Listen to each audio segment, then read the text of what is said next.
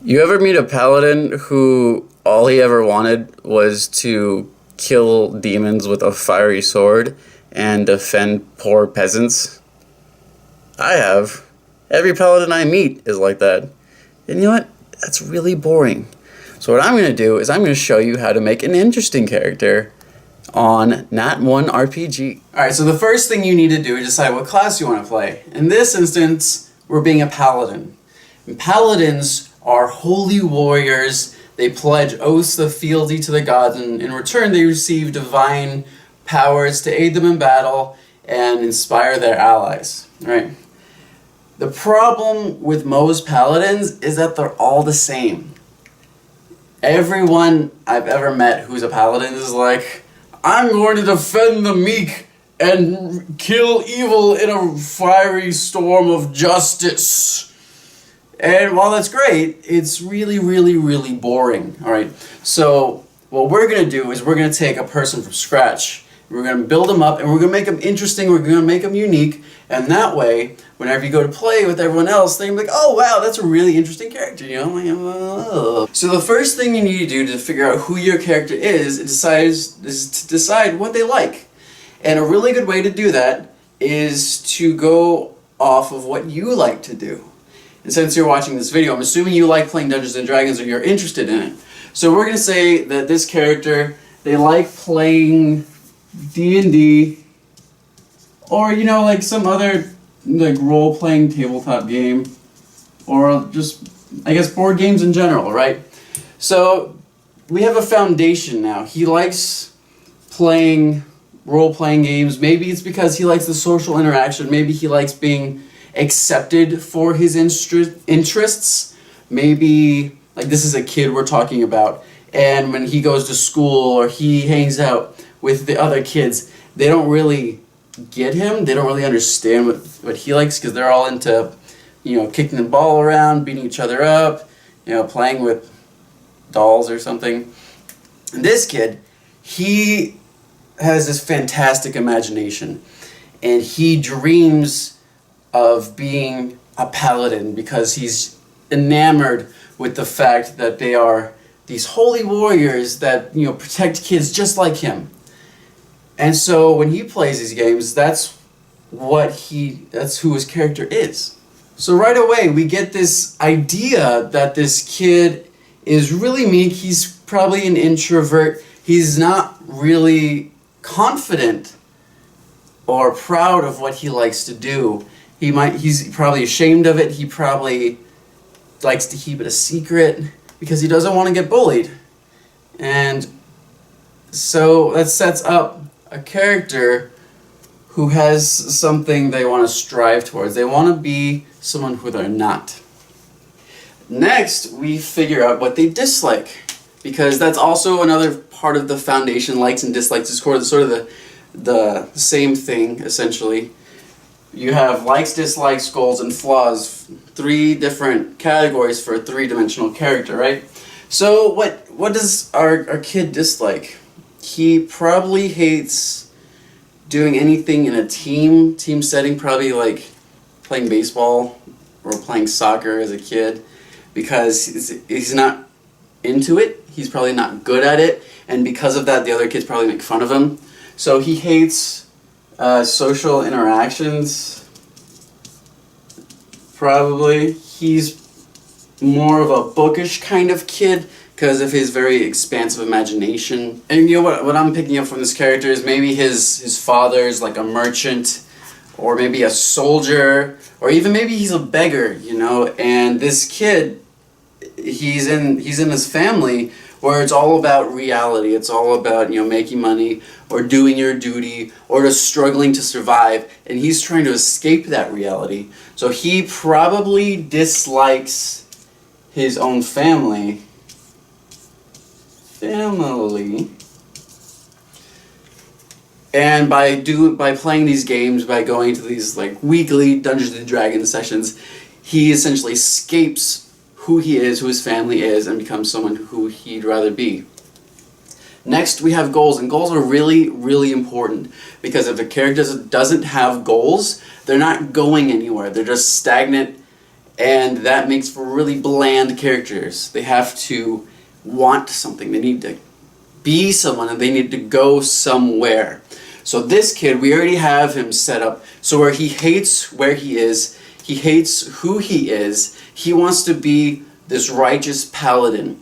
And so the only way he knows he can do that is by trying out for the paladin admissions or whatever they have. So his goals are to be a paladin. And then we're assuming he makes it, right? Because level 1, you're already paladin.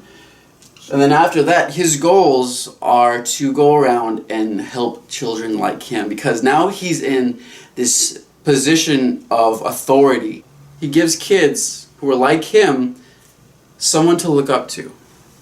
So his goals is to, I guess, defend the meek, even though that's kind of stereotypical. But he also has this self-imposed image of who he's supposed to be. And even though he's a paladin, if he's not fulfilling this image of bringing justice to the bullies, right, that were being so mean to him as a kid, he's not really fulfilling that urge, and there's this restlessness inside of him. So he needs constant adventure, he needs constant challenges, he needs to be pit up against very strong monsters to prove himself. So that might be another thing. He craves challenges. And he's probably reckless and headstrong because of it, because he feels he can take on anything. And the last part of our three-dimensional character are their flaws, which is incredibly important on the level of your goals. Because if a character isn't flawed, that means they're not human. Everyone has a pitfall in their personality. And this kid, I feel like he's overcompensating for who he is, so he's not being honest with himself. But to make something a little bit more concrete, we can delve back into his past and figure out how he became a paladin in the first place. Because we already said he's not very strong, he's not, the brightest kid in the world. So when he goes to the paladin temple and tries out to become this holy knight, he doesn't make it. And it crushes his heart, and it breaks him almost to the point of going insane, because the thing he dreamed about most is out of his reach.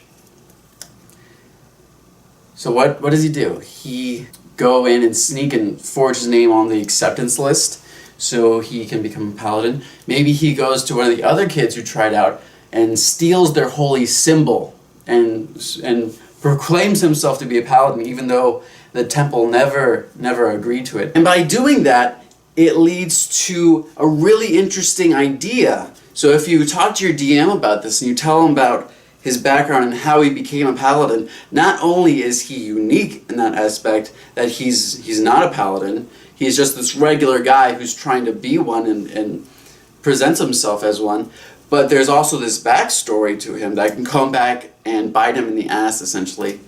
Because while you're adventuring, perhaps the DM leads you back to his hometown where all your friends are expecting you to be welcomed as a hero, as someone to be looked up to and admired. But instead, no one even knows who this kid is, because he was always in the shadows and doing his own thing.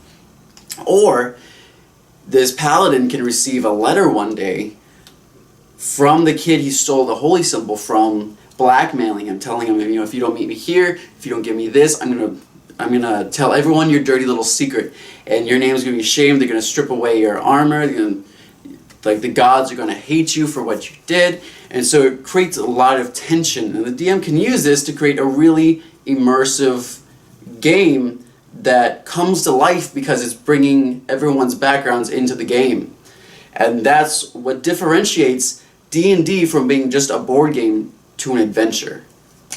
So we'll say that he stole holy symbol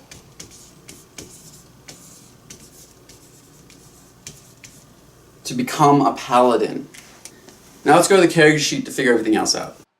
Alright, so now we're at the character sheet, and we're going to use this basic information that we created for him to come up with all the statistics. So first we need a name. Let's go with Win Bartholomew, right? And the class and level is going to be Paladin 1. We'll save the race for later. I feel like every time we create a character on here, we should start with the background, because that gives us a solid, it gives us static skill proficiencies, equipment, and gold. And that way when you go to your class build and you select your skill proficiencies, they don't overlap. So I read through all of the backgrounds. I felt that Folk Hero was really the best one for our guy. And I'm going to read that to you really quick. You come from a humble social rank, but you are destined for so much more. Already the people of your home village regard you as their champion, and your destiny calls you to stand against the tyrants and monsters that threaten the common folk everywhere. Now, I feel like this is really good for him, because obviously this isn't Win, but this is who he believes himself to be, and this is who he tells everyone that he is, despite the fact that that's completely false. Alright, so for skill proficiencies, we get animal handling and survival. We get one type of artisan's tools, and for equipment, we get an artisan tool and a gold pouch containing 10 gold with some other random useless stuff. Now, for these defining events here, you have a list that Wizards of the Coast gives you to help you decide, who your character is. But since we front-loaded that, we really don't care about anything else. Like, there's some good ideas here, but nothing as good as what we can come up with ourselves. For the feature, it says you come from the ranks of common folk, you fit in among them with ease.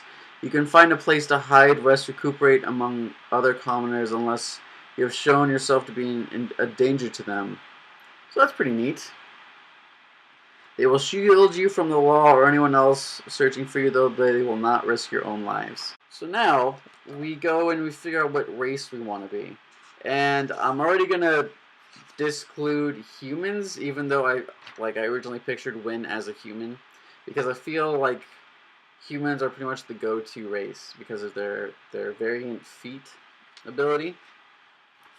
And for a paladin, Dragonborn are really well suited to be a paladin, but I don't really see this guy as being a scaly lizard. So maybe a half elf, because he's really thin, he's pretty tall, and I picture him being very fair as well. So a half elf really meshes with him really well. And then half elves also get a variety of cool little perks. For instance, they get dark vision, fey ancestry, which is always nice. They get 2 skill proficiencies and 3 languages, common, elvish, and 1 extra, which is awesome. I'm just going to fill in some background here. I act as a hero for people who have nothing in their lives. Bonds, good will always prevail over injustice. He will never turn away from someone in need. A flaw will be he believes himself to be more capable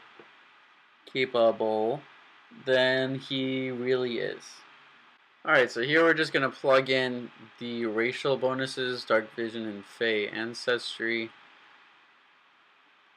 And we're going to go down here and add his languages, common, elvish, and orcish, because why not? Now we go up here, his speed is 30. Proficiencies, perceptions, always a good skill to have proficiency in. And then deception, because Win is deceiving himself and everyone around him. So I feel like having proficiency in deception would be a good thing. Then as we take a look at his class, we get a few more benefits. For instance, we have a 1d10 hit die, which is always good. That means we're going to have a good amount of health. We're going to have proficiency in all armor and weapons, wisdom and charisma saving throws. For skills, we'll take persuasion and athletics. For weapon, we'll take a greatsword because I feel like that's what Wynn would really like to have. We're going to have a shield in our equipment, 5 javelins, a priest pack, chainmail, and a holy symbol.